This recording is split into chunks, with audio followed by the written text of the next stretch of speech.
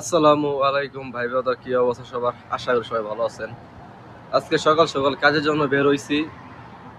নাস্তা করলাম মাত্র, এখন আমাদের মদিরের জন্য অপেক্ষা আছি। আর মদির আসলে পরে সরাসরি আপনাদের সাথে কাজে গিয়ে দেখা হবে। ততক্ষণ আপনারা আমার ভিডিও মাঝে থাকেন।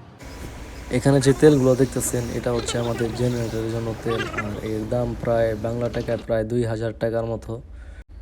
আর আমাদের বাংলাদেশে 1 লিটার তেলের দাম 200 টাকা, তাহলে ভাবেন এদেশে তেলের দাম কতটাই কম।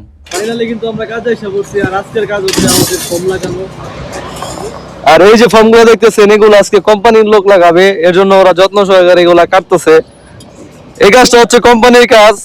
এই যে একজন, সবাই এলো মনে করেন ভাই কামের ভিতরে এটা ঘোরাফেরা করে, কোনো কাজে কোনোই নাই গো। কিন্তু আমাকে কাজে হলো চলুন ভাই, এই যে দাঁড়াই রয়েছি কাটারের জন্য। কাটা আসলে শেষ হইলে পরে আমি এক লাগাবো হচ্ছে এই যে সামনে যে ভিলার ফর্ম দেখতেছেন, ওই ভিলার ভিতরে যাবো কাজ করার জন্য। ইনি হলো গ্রুপের নেতা, বড় ভাই। উনি কাজ করবার আছে, যত্ন সহকারে দেখতেছেন। ঠিক এইভাবে প্রতিদিন হাদিদ গুলা কাটা হয় ফর্ম লাগানোর জন্য। আর কাটার মেশিন তো আছেই সাথে ফর্ম কাটার জন্য।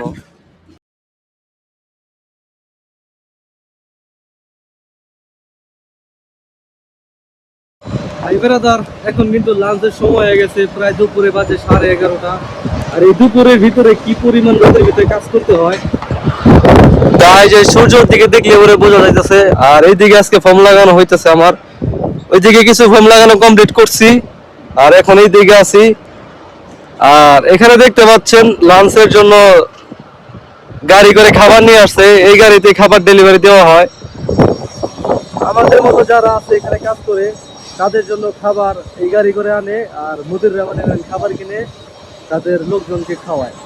এভাবে চলে প্রবাস জীবন। আর যারা কোম্পানির লোক আছে তারা মনে করেন ইতিমধ্যে কিন্তু লাঞ্চের সময় হয়ে গেছে, তাদের কোনো সময় নিয়ম কানুন তো নাই, কিন্তু আমাদের সবকিছু মেনে চলতে হয়। আর এইভাবে আমাদের প্রবাস জীবন চলে। এই ভিলার ভেতরে এর আগে কিন্তু আমরা কাজ কাম করছিলাম, টুকটাক যাবতীয় কাজ সবকিছু করা হয়েছিল।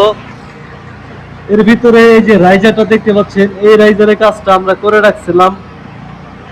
আর ওইদিকে দেখতে পাচ্ছেন কিছু পাইপের জয়েন দেওয়া আছে, এগুলো করে রাখছিলাম। আর অনেকদিন পর এই ভিলায় আসা হচ্ছে আমাদের, হয়তো কিছুদিন ভরে এই ভিলায় কাজ হবে। আর এটা তো জানেনি, টি2 ভিলা, ডবল ভিলা, এর ভিতরে প্রচুর পরিমাণ কাজ। প্রায় নিচতলায় হাম্মাম হচ্ছে দুইটা, এই যে এখানে একটা হাম্মাম, এদিকে কাটাকাটি বাকি আছে। আর কেবল তো মাত্র শুরু ভাই। এই যে দেখতে পাচ্ছেন ভিতরের অবস্থা, কেবল নামের যে অবস্থা দেখছেন, শরীরের একই অবস্থা।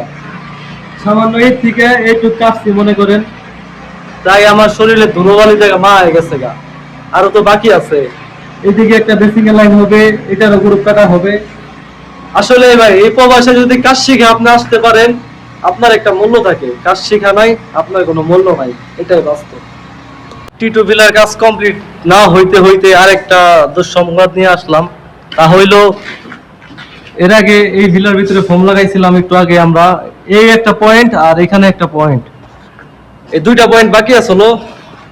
আর এই একটা আমার বন্ধু মনে করেন, ও ফোন টোন দিয়ে কইছে যে এই ফর্মগুলো লাগানো বাকি আছে, তো ওই জন্য এই ভিলা আমার আশা। তুমিও কি ফর্ম नहीं लगाया अभी तक? তো ওদের বিলাই আনতে শেষ নাই, ওইদিকে ফর্ম বাকি, এইদিকে ফর্ম বাকি, এইদিকে ফর্ম বাকি। इधर भी बाकी है यार। এইভাবে চুতনে দিনকাল কাটে ভাই। আর ও হচ্ছে নেপাল থেকে, আর আমি হচ্ছে বাংলাদেশি। আর এখন আছি ছাদের উপরে। এই আজকে এই ভিলায় কাজ করছে, ওরাই করছে, আর আমি করছি হচ্ছে পাশের ভিলায়। এভাবে চলতেছে ভাই প্রবাস জীবন। প্রবাসে মজা দুষ্টামি সবকিছু চলে, আলহামদুলিল্লাহ। আর আজকের ভিডিও এই পর্যন্তই ভাই ব্রাদার। সবাই ভালো থাকবেন, সুস্থ থাকবেন, আর আমার ভিডিওতে লাইক, শেয়ার, কমেন্ট করবেন। টাটা।